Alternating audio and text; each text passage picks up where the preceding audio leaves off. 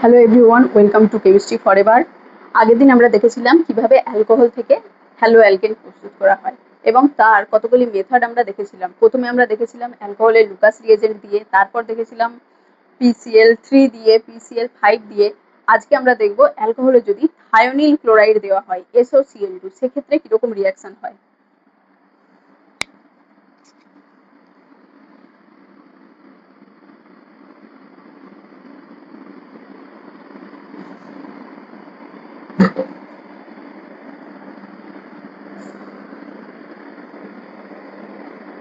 প্রথমে হয় অ্যালো অ্যালকেনটা RCl plus SO2 plus HCl। এক্ষেত্রে বাই প্রোডাক্ট তৈরি হয়েছে SO2 আর HCl। এই দুটিই কিন্তু গ্যাস, মানে রিয়াকশন মিডিয়াম থেকে বাইরে বেরিয়ে যাবে।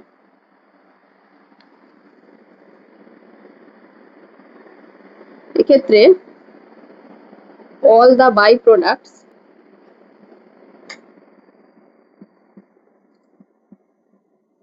are gaseous।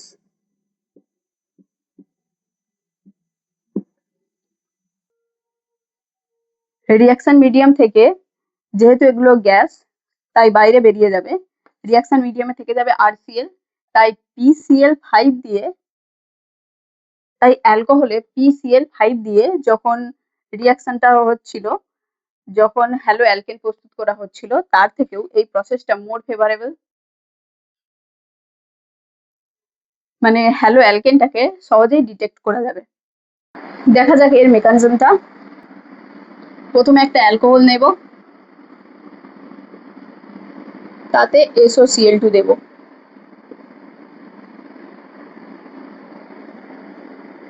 এতে যদি আমরা তাপ দিই, সেখানে অক্সিজেনের লোন পেয়ার গিয়ে সালফারে লাগবে আর ডবল বন্ডটা হয়ে যাবে সিঙ্গেল বন্ড।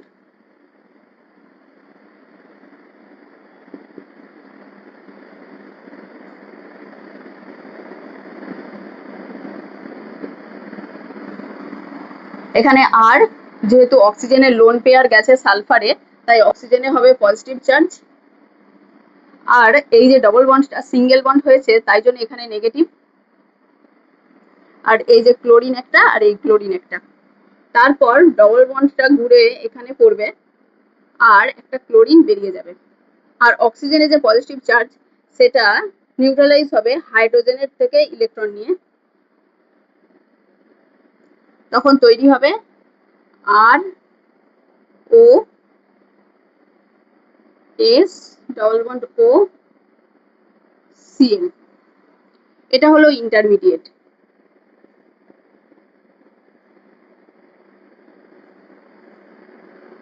এটার নাম হলো ক্লোরোসালফাইড এস্টার।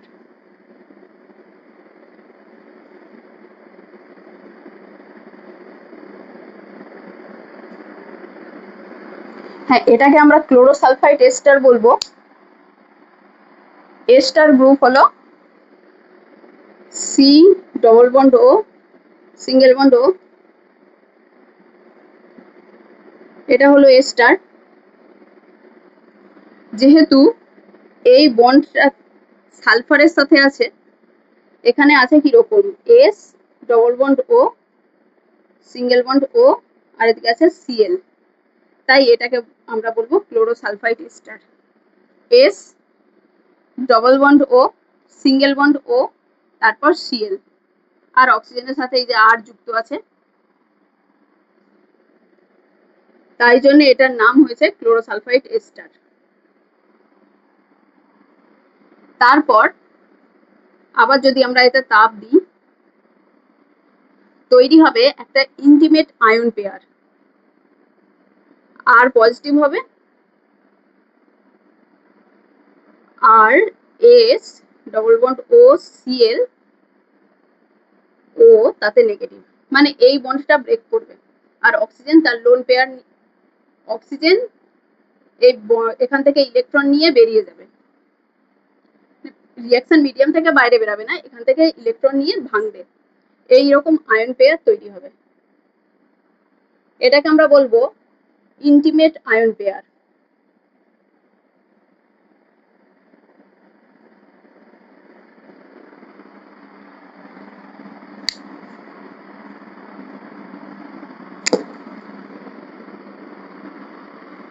তারপর এই সিঙ্গেল বন্ডটা এখানে করে আর ক্লোরিন আর এ অ্যাটাক করবে ফ্রন্ট সাইড দিয়ে, তৈরি হবে আর সিএল প্লাস SO2।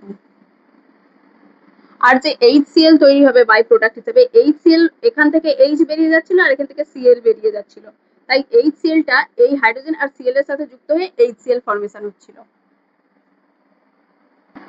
এখানে ইন্টিমেট যে আয়ন পেয়ার তৈরি হয়েছে সেগুলি সলভেন্ট মলিকিউলের দ্বারা পৃথক হবে না।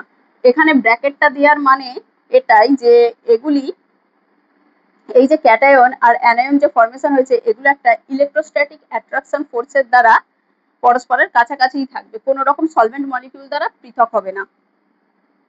The bracket indicate that the ions are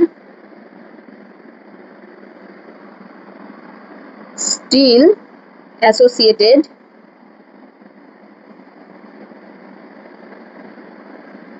as a pair due to electrostatic attraction.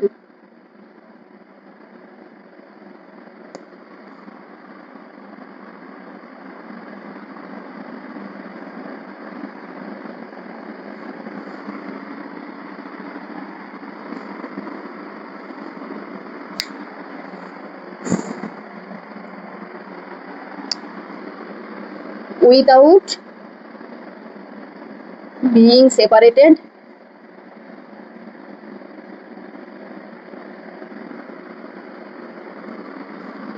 by solvent molecule.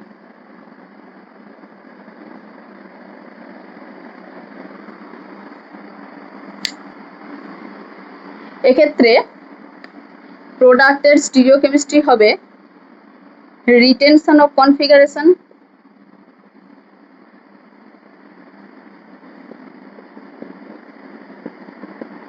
R reaction type হলো SNI, সাবস্টিটিউশন নিউক্লিওফিলিক ইন্টারনাল। আর লিভিং গ্রুপ এখানে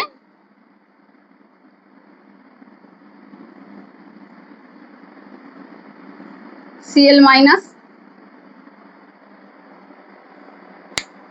এখানে মোস্ট কমন সলভেন্ট যেটা ইউজ করা হয় সেটা হলো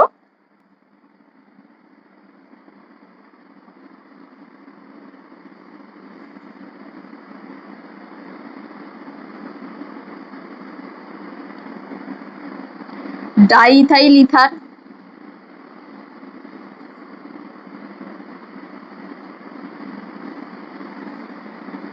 ডাইইথাইল ইথারের ফর্মুলাটা কি? C2H5O C2H5, এই যে ইথার গ্রুপ। আর কি? ডাইঅক্সেন, ডাইঅক্সেনটা কিরকম স্ট্রাকচার হয়?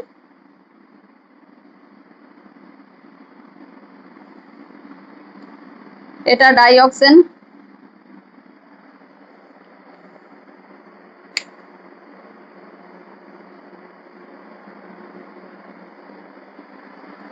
এইরকম ধরনের সলভেন্ট ব্যবহার করা হয়, মানে নিউক্লিওফিলিক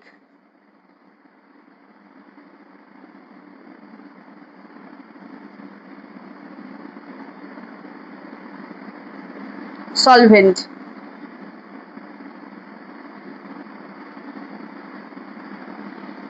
এইরকম ধরনের সলভেন্ট আমরা কেন ইউজ করি না, এই ধরনের সলভেন্টে কোনো রকম OH বন্ড নেই, যেখানে H+ সহজেই ডোনেট করতে পারবে, এরা কোনো রকম H+ ডোনেট করতে পারবে না। আর অ্যাপ্রোটিক সলভেন্ট, তাদেরকে বলবো অ্যাপ্রোটিক সলভেন্ট, যাদের ক্ষেত্রে কোনো OH বন্ড নেই বা কোনো NH বন্ড নেই, যারা H+ সহজে ডোনেট করতে পারবে না তাদেরকে আমরা বলবো অ্যাপ্রোটিক সলভেন্ট। তাহলে এইরকম যে সলভেন্ট আছে তাদের সেগুলি কেন ইউজ করা হবে, তাদের কি বৈশিষ্ট্যের জন্য সেগুলিকে ইউজ করা হবে না, সেগুলি হবে অ্যাপ্রোটিক সলভেন্ট।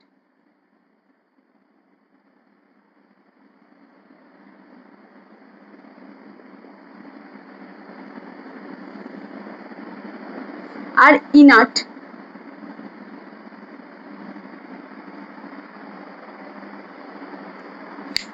মানে এরা রিয়াকশনে অংশগ্রহণ করবে না, ইনার্ট হবে।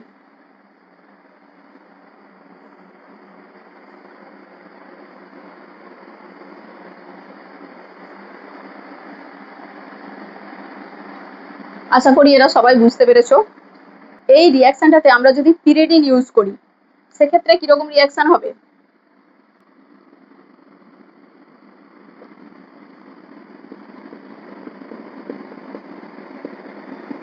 But the addition of pyridine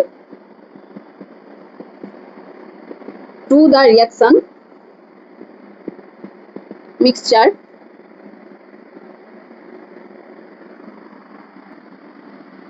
leads to the formation of alkyl chloride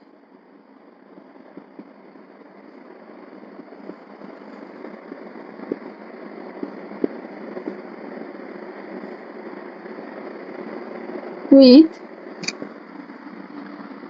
inversion of configuration.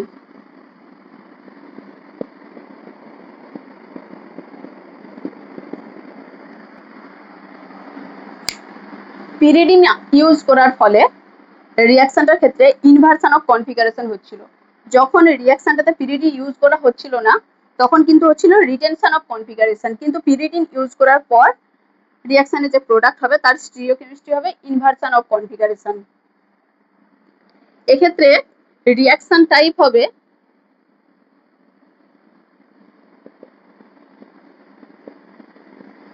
SN2 reaction, side attack ঘটবে।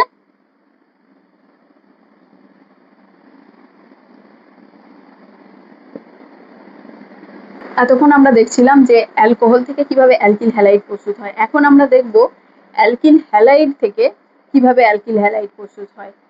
Halogen exchange method.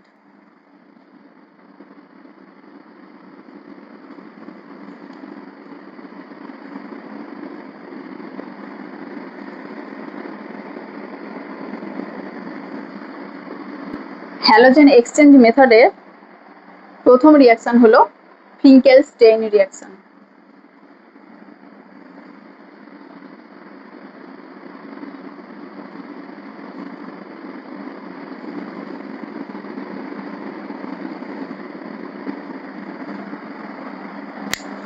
ফিঙ্কেলস্টেইন রিয়াকশনের ক্ষেত্রে আমরা একটা জেনারেল রিয়াকশন যদি দেখি সেটা হলো RX, তাতে যদি আমরা দিই সোডিয়াম আয়োডাইড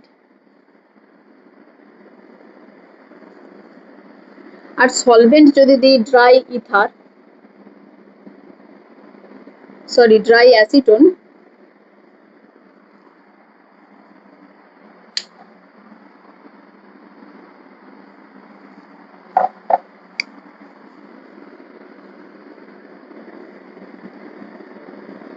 সেক্ষেত্রে তৈরি হবে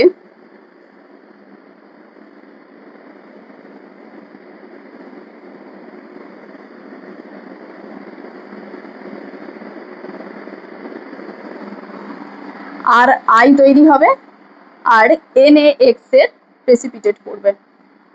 এখানে X সমান কিন্তু ক্লোরিন আর ব্রোমিন, তাহলে এখানেও প্রেসিপিটেট করবে NaCl বা NaBr এর। ড্রাই অ্যাসিটোন যে আমরা দিয়েছি, dry অ্যাসিটোনে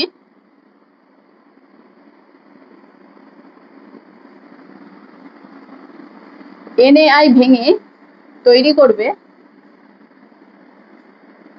Na plus plus I minus. এখানে I মাইনাস স্ট্রং নিউক্লিওফাইল হিসেবে অ্যাক্ট করবে।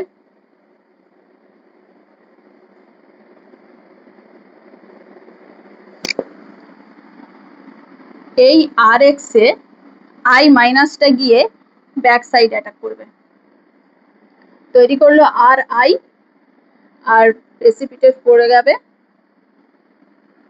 এই যে এখানে Na প্লাস আর এখানে যে X মাইনাস লিভিং গ্রুপ হিসেবে বেরাবে সেই দুটো একসাথে যুক্ত হয়ে প্রেসিপিটেট করবে NaX এর। স্পেশালি রিয়াকশনটাতে অ্যালকিল আয়োডাইড প্রস্তুত করা হয়। যেহেতু ব্যাক সাইড অ্যাটাক ঘটেছে তাই রিয়াকশনটার টাইপ হচ্ছে SN2, আর SN2 তে কার্বোক্যাটায়ন ফর্মেশন হয় না, নো কার্বোক্যাটায়ন ফর্মেশন।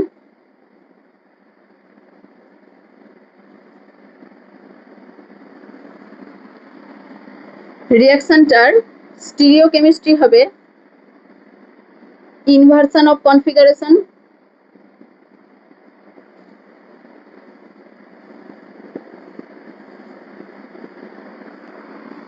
রিয়াকশনটার ক্ষেত্রে আমরা রিয়েজেন্ট হিসেবে ব্যবহার করছি NaI,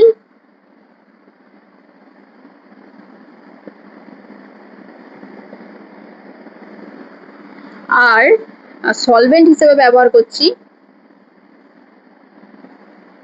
ড্রাই অ্যাসিটোন।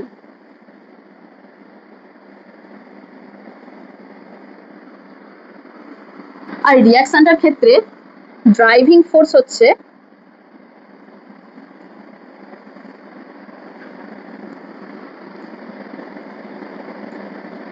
NaCl আর NaBr এর প্রেসিপিটেশন।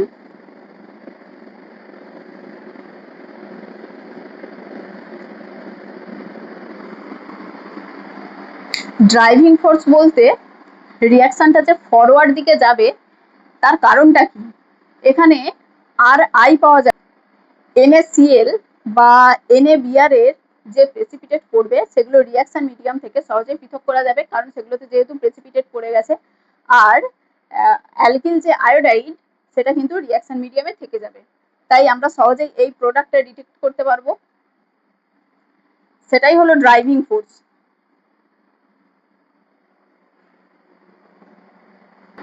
রিয়াকশনটার ক্ষেত্রে রিঅ্যাক্টিভিটি অর্ডার হবে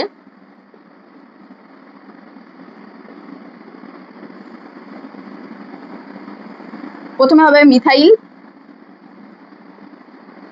মিথাইল হ্যালাইড, তারপর 1 ডিগ্রি, তারপর 2 ডিগ্রি, তারপর 3 ডিগ্রি। এগুলির ক্ষেত্রে ব্যাকসাইড অ্যাটাক ঘটা সহজ, কিন্তু 3 ডিগ্রির ক্ষেত্রে স্টেরিক হিন্ড্রেন্স থাকায় ব্যাকসাইড অ্যাটাক ঘটা সম্ভব নয়। তাই SN2 এর ক্ষেত্রে 3 ডিগ্রি এর ক্ষেত্রে generally reaction does not occur।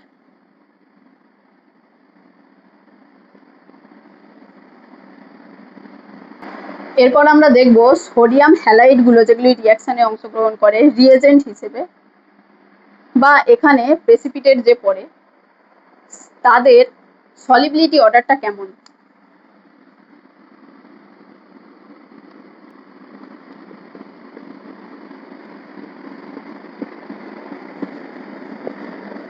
solubility order of sodium halide।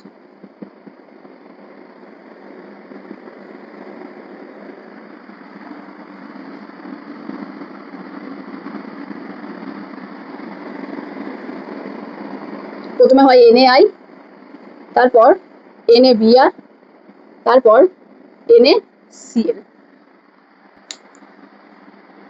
এই ধরনের অর্ডারটা কেন হয় সেটা আমরা ব্যাখ্যা করতে পারবো ল্যাটিস এনার্জি দিয়ে।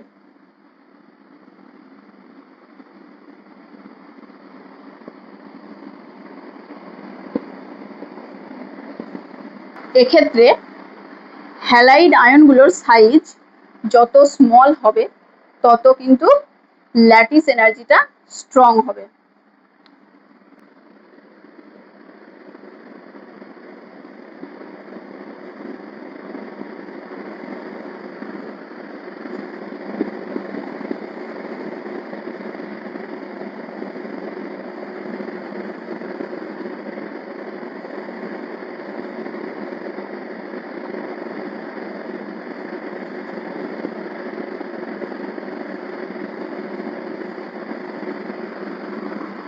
ল্যাটিস এনার্জিটা গ্রেটার হবে যদি অ্যানায়নের সাইজটা স্মল হয়।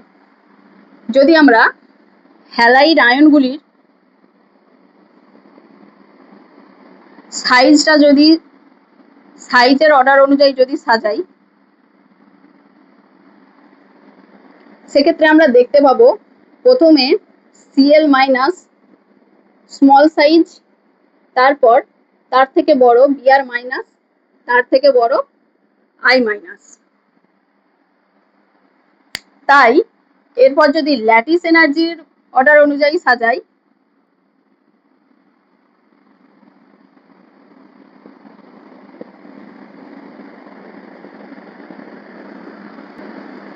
প্রথমে NaCl, তারপর NaBr, তারপর NaI,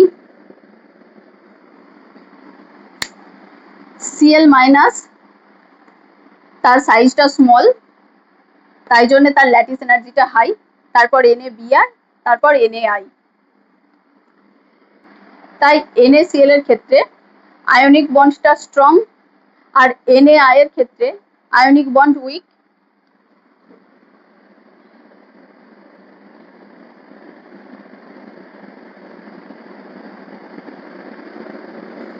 NaI এর ক্ষেত্রে উইক আয়নিক বন্ড।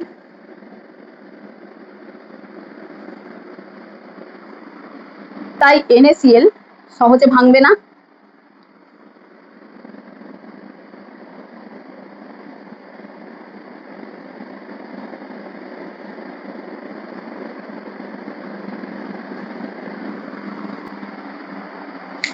তাই জন্য সলিবিলিটি অর্ডারটা এইরকম। আর অ্যাসিটোনে NaI সহজেই সলিবেল হয়ে যাবে Na প্লাস আর I মাইনাস দিয়ে, তাই জন্য রিয়াকশনটা ফেভারেবল হবে NaI এর ক্ষেত্রে।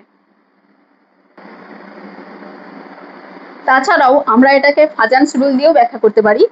ফাজান্স রুলের ক্ষেত্রে সোডিয়াম প্লাস স্মল ক্যাটায়ন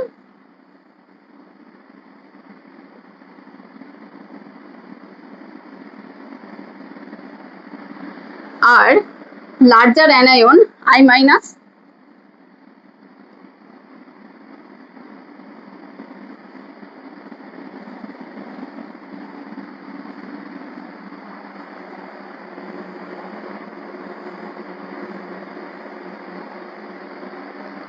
এটার ক্ষেত্রে হাই পোলারাইজিং পাওয়ার,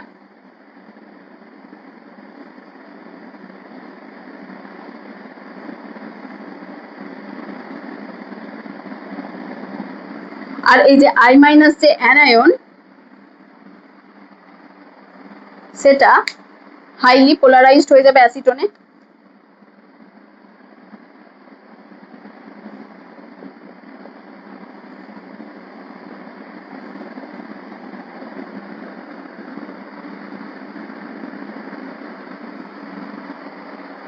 তাই NaI এর কোভ্যালেন্ট ক্যারেক্টারটা গ্রেটার হবে।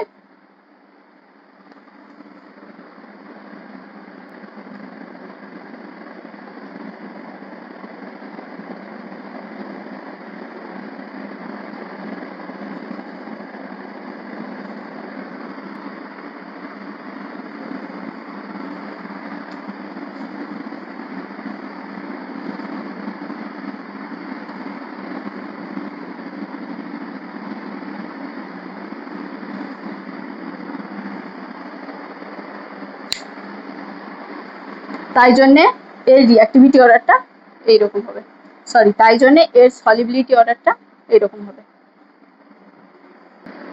এটা আমরা হাইলি পোলারাইজড না বলে বলবো ইজিলি পোলারাইজড, সহজে পোলারাইজড হয়ে যাবে।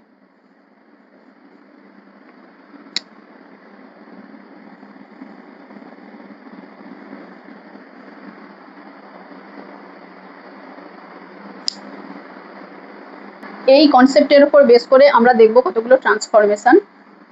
প্রথমে আমরা দেখব C2H5I, তাতে আমরা দেব NaI।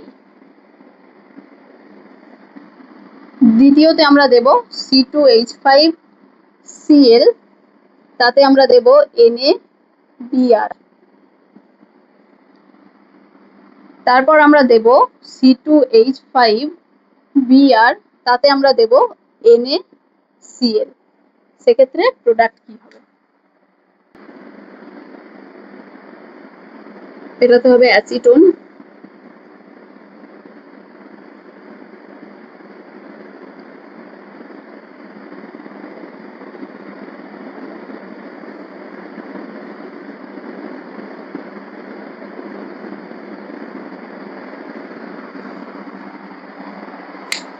প্রথমটাতে আমরা দিয়েছি C2H5Cl, তাতে দিয়েছি NaI, আর সলভেন্ট দিয়েছি ড্রাই অ্যাসিটোন। সেক্ষেত্রে তৈরি হবে C2H5I প্লাস Na আর Cl প্রেসিপিটেট করবে। দ্বিতীয় ক্ষেত্রে তৈরি হবে C2H5Br প্লাস NaCl এর প্রেসিপিটেট। তৃতীয় ক্ষেত্রে হবে C2H5Cl প্লাস NaBr এর প্রেসিপিটেট।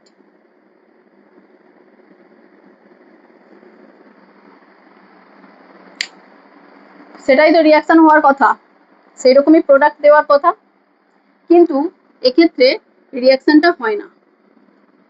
তার কারণটা কি? তার কারণ হচ্ছে এই যে NaBr এর প্রেসিপিটেট করেছে, এটা কিন্তু অ্যাসিটোনে সলিবল।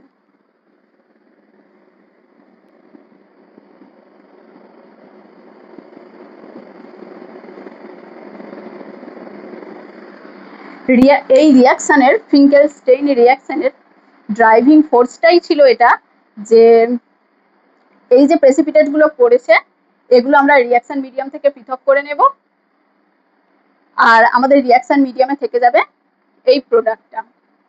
কিন্তু এক্ষেত্রে NaBr যে তৈরি হয়েছে সেটা অ্যাসিটোনে সলিবল হয়ে গেছে, তাই রিয়াকশন মিডিয়াম থেকে পৃথক করা যাবে না।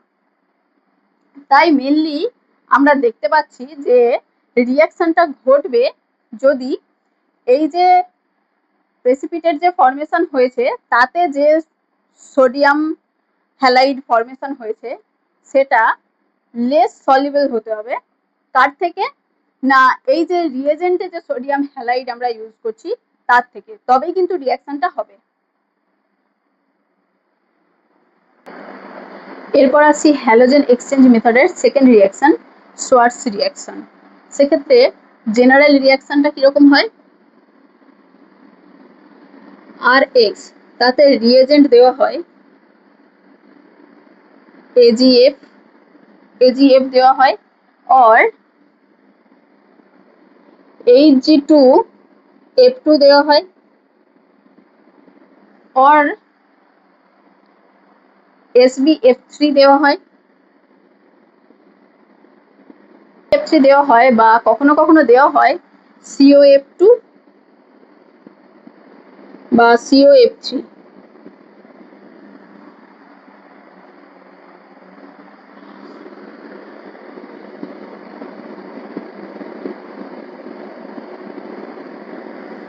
সেক্ষেত্রে প্রোডাক্ট কি ফর্মেশন হয়? না, প্রোডাক্ট হয় RF। ফিঙ্কেলস্টেইন রিয়াকশনে আমরা দেখছিলাম প্রোডাক্ট ছিল RI, অ্যালকিল আয়োডাইড। এক্ষেত্রে সোয়ার্টস রিয়াকশনে আমরা প্রোডাক্ট দেখতে পাচ্ছি অ্যালকিল ফ্লুরাইড। শুধুমাত্র F2 ইউজ করে এই অ্যালকিল ফ্লুরাইড প্রস্তুত করাটা খুবই কঠিন ছিল,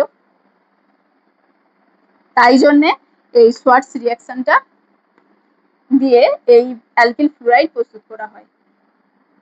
এক্ষেত্রে রিয়াকশন টাইপ হয় SN2 টাইপ, আর SN2 মানে one step reaction, back side attack হয়, আর প্রোডাক্ট হয় ইনভার্সন অফ কনফিগারেশন।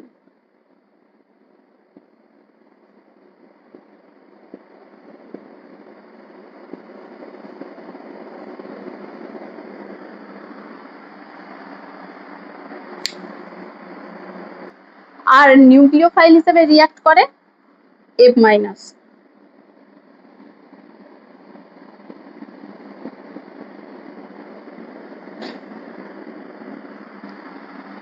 কয়েকটা এক্সাম্পল আমরা দেখে নেব। C2H5Cl, তাতে আমরা দিচ্ছি AgF। সেক্ষেত্রে প্রোডাক্ট কি হবে? 2 নম্বরে আমরা দেখব C2H5Br, তাতে আমরা দিচ্ছি AgF। তাতে প্রোডাক্ট কি হবে? হ্যাঁ, এক্ষেত্রে X সমান কিন্তু ক্লোরিন আর ব্রোমিন।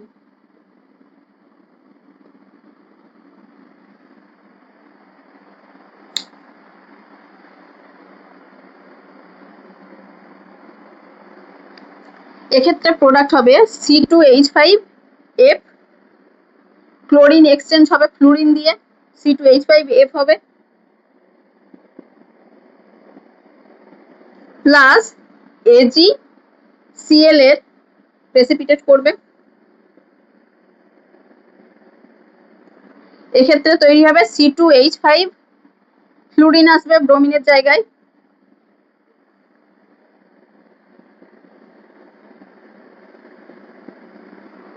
আর AgBr এর প্রেসিপিটেট করবে।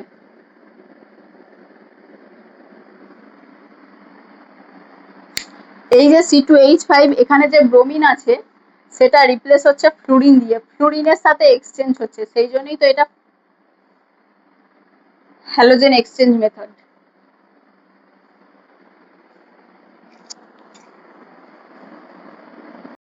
এই ভিডিওতে এই পর্যন্তই থাক, পরের ভিডিওতে আমরা দেখব হান্স-ডিকার রিঅ্যাকশন, SN1 SN2 রিঅ্যাকশন এবং তাদের মেকানিজম, তাদের স্টিরিওকেমিস্ট্রি।